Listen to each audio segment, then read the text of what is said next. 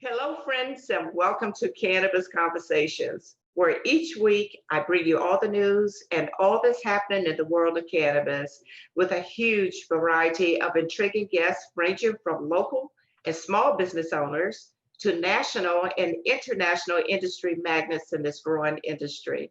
We dwell into the hows, the whys, and the how to's of cannabis. I hope this platform is educational and enlightening to you, satisfying your curiosity and expanding your knowledge of cannabis. Cannabis Conversations is made possible by Mayor Muriel Bowser, the Director of Office of Cable Television, Film, Music, and Entertainment, Auntie Gates, and the Director of Radio, Max Myrick, and his awesome staff, especially Shane Lewis. You can listen to the show Monday through Friday on 96.3 HD4, dcradio.gov at 2:30 p.m. Eastern Standard Time. And you can also find us on SoundCloud, and some episodes are on YouTube. I'm your host, Linda Greene, and this is Cannabis Conversations. Well, what fun we're having already. I forgot to press record, y'all, when I was doing the initial intro, but we went back and did it again. And I'm just so happy that my handsome guest, my friend, is patient with me today. And so I want to let you know that I've been trying to get him for quite a while. He stays very busy. But we do communicate all the time. He is he's an attorney at Cogent Law Group, but most importantly, in my book, he is the co-founder and CEO of the PBC Conference, which was formerly Avantpay, which is how we met. He invited me to speak.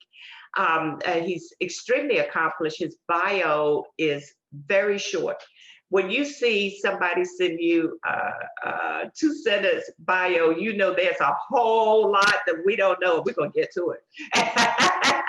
Welcome, Joshua Radbod. Linda, thank you so much for having me. I really appreciate it. It's a pleasure to be on the show with you. It's so good to see you. You know, we normally see each other more than this a couple of times a year, a few times a year. And COVID has really stopped that. And I was scheduled to speak at the conference this year, as I did last year. And I remember saying, are you sure this is going to happen? But if it's going to happen, I'll do it. Yep. No, we were hopeful we were going to be able to host it this year, but obviously because of COVID, we had to postpone it. But we're very optimistic for next year. So am I. That's going to be fun. It is really one of the most fun conferences, and we'll get into that I've ever attended. It's really wonderful. So you are a rare commodity. You're a lawyer that specializes in the cannabis industry. And how did that happen? Yeah, thank you. So in college and law school, I was always trying to be ahead of the trends, looking for the big trends. And I knew cannabis was going to be a big industry.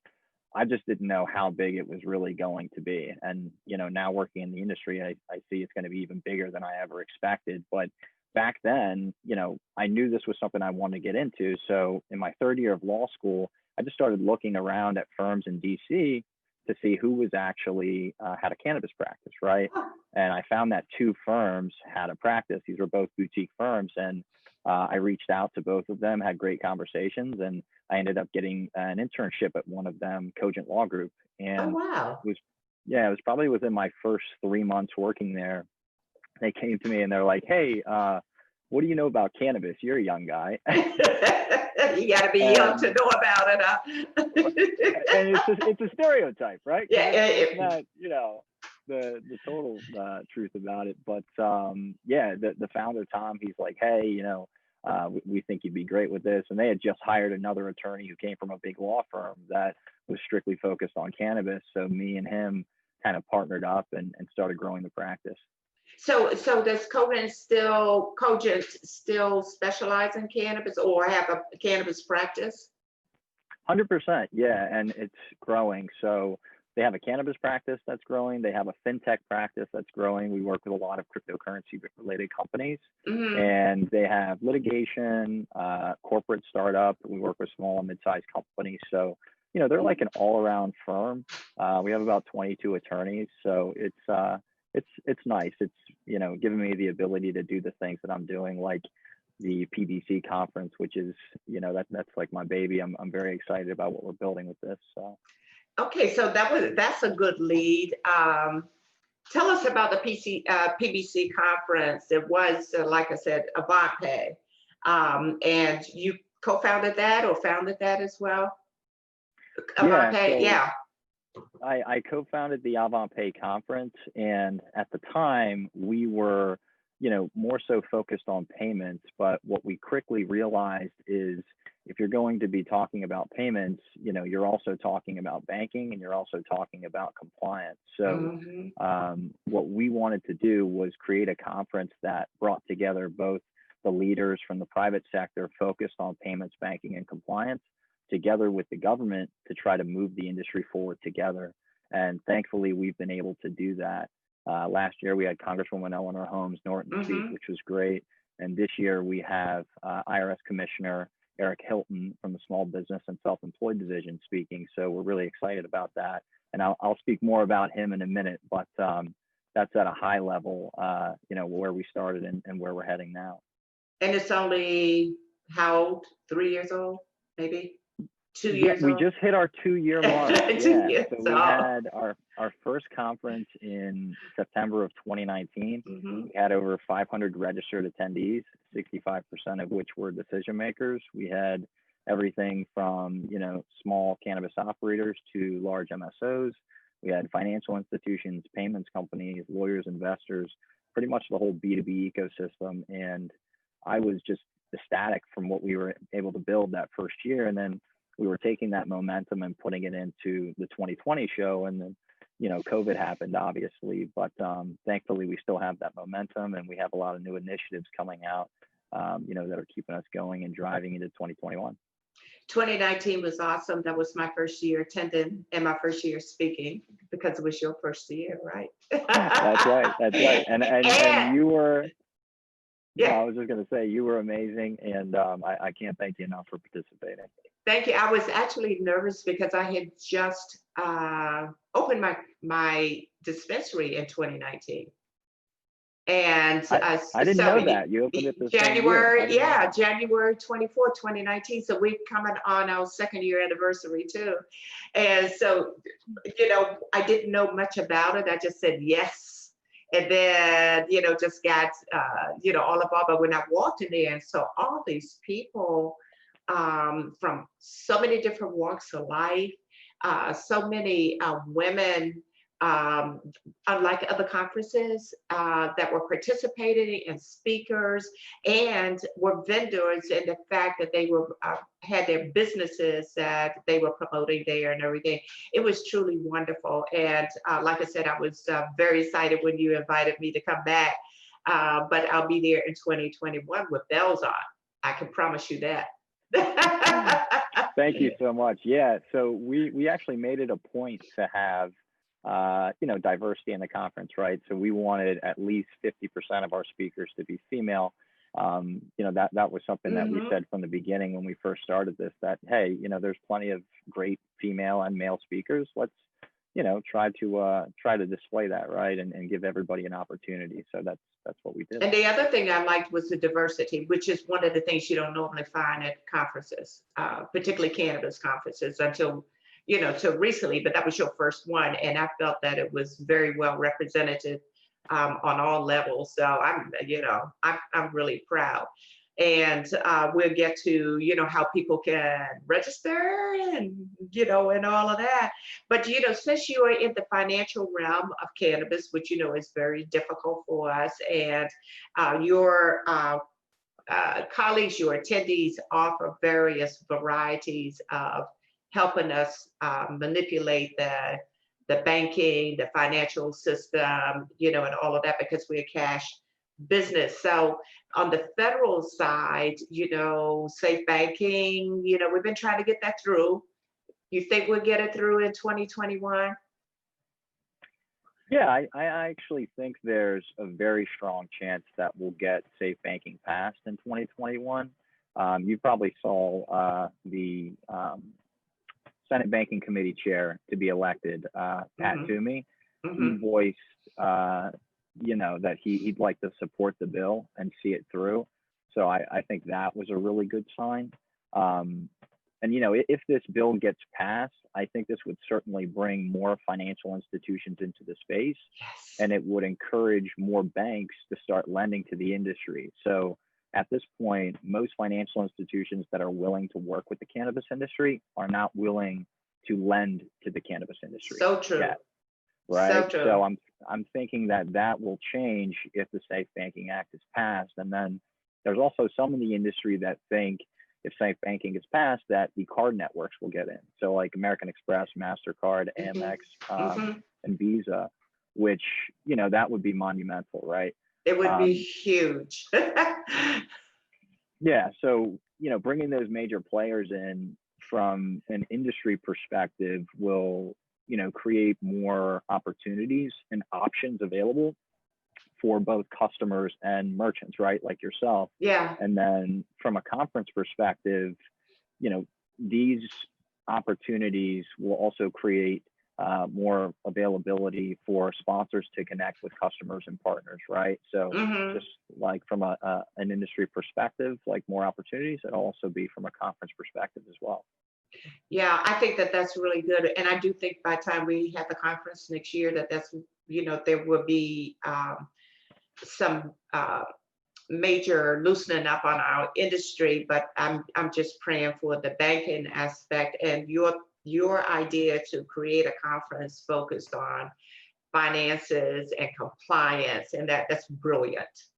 Because when you go to the other conferences, you have to seek those areas out and you have to, and do all of that. Here, you can get everything as one stop shopping, and the knowledge, that you get from it. I didn't want to leave because I was learning. You have to remember, I'm still relatively new as an operator, even though I've been in the industry now for almost 7 years.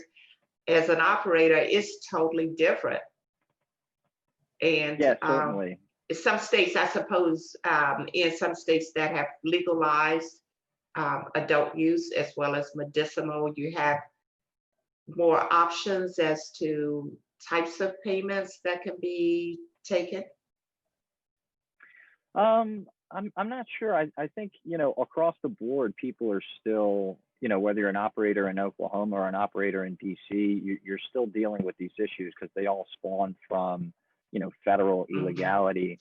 So, mhm. what our conference tried to do was, highlight the payments companies and financial institutions that are solving these challenges right now, and Mhm. then highlight the compliance concerns that they need to comply with, right? To be able to even work with cannabis operators. Because there's two perspectives to this, right? There's the cannabis business owner perspective, and then there's the banks and payments company perspective. So we tried to cover all angles by bringing these individuals together with government to try and move the industry forward. And I think thankfully that's what we've been able to build so far.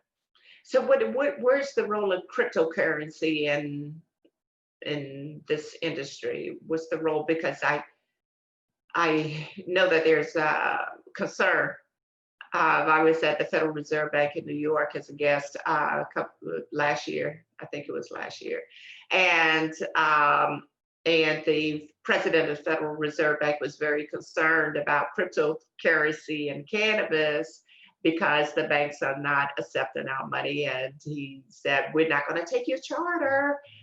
You're creating all this new ways of money has changed." So I think that that's something that's going to be around, though. It's not going to go anywhere. Do you?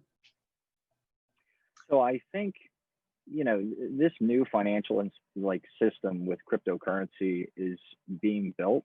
Whether, people want to acknowledge it or not is another story. But I think crypto will be around to stay 100%. It's just, crypto has its own regulatory burdens, right? It's very difficult for crypto companies to get access to banking, similar to cannabis, because there's a lot of, high risk concern, right? Like the ability to send money from one person to another without the need for Mhm. a bank or approval from a government, you could see where things could potentially go wrong there, right? But there are some crypto solutions for the cannabis industry right now that are available. Some folks use them, some folks Mhm. prefer not to because they think it's too much of a burden. But it's I think crypto will be around to stay. It's just I'm not sure if the cannabis industry is ready for it right now. Yeah. Yeah. We have enough legal things that we have to face every daggone day. And, until the MORE Act is very important. And I'm very happy that that got through the House of Representatives, even though there are a few things that need to be twerked in it. But that will help us a lot on the federal government side. Just number one, just descheduling cannabis. And so we will have a lot more, opportunity there. But the federal regulations and the regulatory control over this industry is so unnecessary, and it's just burdensome. Bottom line. Yeah, I mean it's a lot. Yeah. People don't get that until they start working in the cannabis industry and they realize, wow, this is a lot more than what they originally anticipated in terms Hmm. of rules they have to comply with at the local, state, federal level. It can be a lot. Yeah. Yeah, it can. So now let's talk about this conference because I want everybody there. Okay. Yeah. So tell me when it's going to be, who you got lined up, what type of things that people will be able to get from the PBC conference. Yeah, so we're going to, of course, focus on our key components, which are payments, banking, and compliance. From the payment side, we'll have companies who showcase their payment solutions for cannabis companies. On the Hmm. banking side, we'll highlight banks who participate in the industry right now. And compliance will cover all the rules, regulations, and services for the cannabis industry, and then for also payments and banking, because those industries have their own rules and regs that both the industry need to comply with and the banks and payments companies themselves. So you're going to hear from leaders in each of those spaces that are actually dealing with these issues on a day-to-day basis, right? So Hmm. Linda Greene is a speaker at our conference, right? She's a cannabis business owner, and she's going to talk about the successes and the difficulties she's had with dealing with different issues in the industry, right? So there are other few key areas, though, that we're going to be focusing on this year that I want to highlight that are tangential to payments, banking, and compliance. Importantly, those are HR, payroll, and Thank tax. you. Yes. Keep Yeah. going. So I'm excited about that. yeah, no, it's important, right? Hmm. So we'll have experts and panels and sponsors from each of these areas as well. And Hmm. specifically regarding taxes, we're lucky to have IRS Commissioner for the Small Business and Self-Employed Division, Eric Hilton, join us as a keynote speaker. And we've actually partnered with the IRS to put together a 30-minute informational webinar on the IRS's latest marijuana initiative. So I'll be co-hosting that pre-recorded presentation with Commissioner Eric Hilton, and we'll be publishing that over the next month or so. Oh, So really?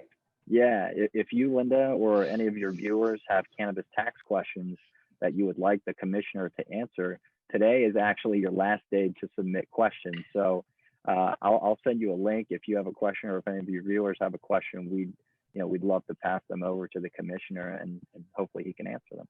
Okay, that sounds fantastic. That's wonderful. It definitely affected those of us that are operating as licensees in the industry. I am the chair. We just formed a new DC association, DC Cannabis Trade Association. I'm the former chair of DC Medical Cannabis Trade Association, which we dissolved, and created this one to make it a viable state recognized cannabis trade association and have it inclusive rather than sticking with just a licensee. So we have everything already. We've done everything, but we can't find a bank. So how am I going to take membership? You need a bank? I need a bank. I need a bank. I can't tell you how many banks we've been to. So we'll have that conversation. Yeah, we'll talk about that. We'll Yeah, be able but to people don't realize simply because we're not touching the plant in the trade association, we're educating and advocating, and but we can't. It's been like heck, to put it lightly. We've been working on trying to get a bank for 3 months, and so it's really difficult. People see the word cannabis and they run. It's crazy. It's just. I mean, this is like a clear example of one of the reasons why we created our conference, right? Is to help folks be able to get over these hurdles. So happy to help you where we can on that. Oh, thank you, my love. See, I'm telling you, this guy, I pick up the phone and I call him and he's got answers to every single thing I need all the time. That's why I love you always and forever, Joshua. Always. So how do you really see the industry changing over the next 5 years or 3 years? Prayerfully, we'll be totally legal in the United States, needs to catch up with other countries. But do you see that happening? What do you see in your crystal ball? Yeah, so I think 5 years, maybe a little bit farther. I see full federal legalization occurring, and then every state will have some form of cannabis legalized. Mm-hmm. And then once federal legalization occurs, then cannabis can be shipped across state lines. So what I picture, exactly, I picture like a specialization and regionalization, kind of like the wine industry, where brands and customers will develop a preference for specific cannabis grown in certain areas. Mm-hmm.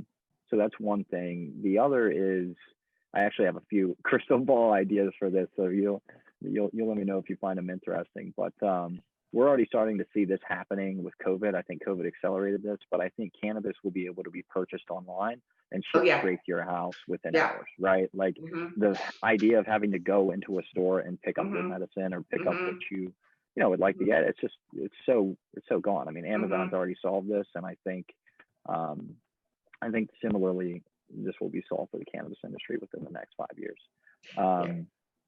And then I think we're going to have cannabis consumption lounges that are almost as popular as bars, right? So just like, hey, it's Friday night, like, oh, we went to a bar last week, let's go to a cannabis consumption lounge, right? And then the last thing, and I think this is probably the most important, is I think research and development will drastically accelerate over the next 5 years, probably 10 years, but even so in the next 5 years, on the accuracy of dosing and the innovative ways that consumers can actually consume cannabis, right? So I think that will lead to many more cannabis consumers entering the space. I think a lot of people right now are still nervous about the plant. They still have the propaganda around reefer madness and such. But there's companies right now creating products with extreme transparency, that are backed by science, where, give these companies 5-10 years, you're going to be able to figure out exactly what dose you need and combine that with innovative ways to actually consume cannabis, right? So I saw a company the other day that's creating sublingual strips, like the little tabs you put on your tongue. Yeah, and it's like, imagine like, you can go online wherever, you can pick out exactly the type of feeling you want to have, right? And that feeling is connected to a specific dose. You choose that, it gets sent to your house within hours, and then boom, you put a little strip under your tongue, and you get the effect that you're looking for, right? So that's my little crystal. That's really exciting. Yeah. That's really exciting. And, I'm glad you brought that, because education is so key, and people are still stuck in my generation of the 60s, the hippie generation, the whole thing, and, smoking and marijuana and then watching weeds. They come into a legal marijuana shop and they're like, oh my God, I didn't know it was like this. Oh, you have more than the flower. Yeah, so we have everything, everything, Exactly. and so many different ways that, people do not, a lot of people just don't smoke. I don't really smoke. I use other things. So, Same. and so we have a variety of products that, we can get. Now, let's get to the real deal. Where are you from? Where's So home? born in DC, grew up in Maryland. Yes. So I'm a DMV native, you could say. So yeah. So, what do you do for fun? Do you cook? Do you grill? I do both of those things when the weather permits. I guess my typical day off would be reading a business book and then playing basketball. Or Really? yeah, I'm big basketball fan, big soccer fan too. But I like to play basketball and I like to watch basketball and soccer. I love You know, soccer. DC yeah, United. DC United. yes. I mean, hopefully, COVID is, behind us, and next year, and we could go back to seeing games. And Yeah, I love going to games. I love that. Are I you a love Wizards that. fan? A Wizards fan? Yes. Yes, Okay, so but I we love just soccer. yeah, Mhm. yeah, me too. We did just get Russell Westbrook though for the Wizards, which should Yeah. be really good, and I'd like to see him succeed. I like them to make the playoffs, but we shall We, see. So it's always team building. So hopefully we will. And going back to the Wizards, I was before the Wizards, the Bullets. yes, yes, So yes. Bobby Dandridge was one of my best friends. We grew up together. We still talk all the time. He's relocated That's down in Virginia Beach. Yeah. So that's Bobby and so Wes cool. Unseld and that whole crew, that's the crew that I was hanging out with. See, I'm telling my age Awesome. now. Oh, yeah. But it's amazing every time, you go anywhere with Bobby Dandridge, because of our age and the years ago, people still recognize him. It's like, that's all good because he deserved it. He won for us. That's awesome. I did not know that. You got to let me know when he's in town. I will. He hasn't been in since COVID, but he also coaches young people. So I will. I'll let you know. We'll get together. He'd love it. He'd love it. I love that. Very cool. So now we know what you do. Are you married? Uh, Are you in a relationship? Oh, tell these girls that, in case this goes out, people gonna be calling and saying, "Who's that fine dude on your show?" I'm playing with you. No, I know. I'm single, so if you got people who want to meet, I'm happy to meet them. But we're gonna make sure this one gets out there. Well, Joshua, I can't begin to thank you for being here today, and I'd love for you to come back and maybe anytime you want to update anybody, but also to promote the conference again, and and all of that. So thank you for being with me today. You got this right here. Hey. Hey, that's my baby. Yeah. So Linda, thank thank you so much for having me. I really appreciate it. It was a pleasure, and I look forward to having you on doing our speaker interview with you. So that'll be coming up soon. And I sure will be doing that. So in closing, I want to thank Joshua again. And I also want to thank everyone for allowing us to share your time with you. And I want to thank my wonderful staff at Anacostia Organics and my producer, Tamia Harper. In this new decade, let's strive for greatness with gratitude and grace. Please visit me at Anacostia Organics 2022, Martin Luther King Jr. Avenue Southeast in the District of Columbia, the 51st state. And please know that we accept patients from any place in the United States, any state in the United States with an operating medical marijuana program and Puerto Rico.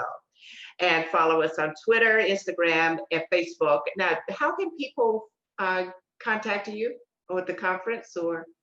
Yeah, so if you go to www.pbcconference.com or anywhere on social media, PBC Conference, and you can also send us an email at info@pbcconference.com. Love it. Thank you, Joshua. And to my audience, from deep within my heart, I thank you for listening today. Bye-bye.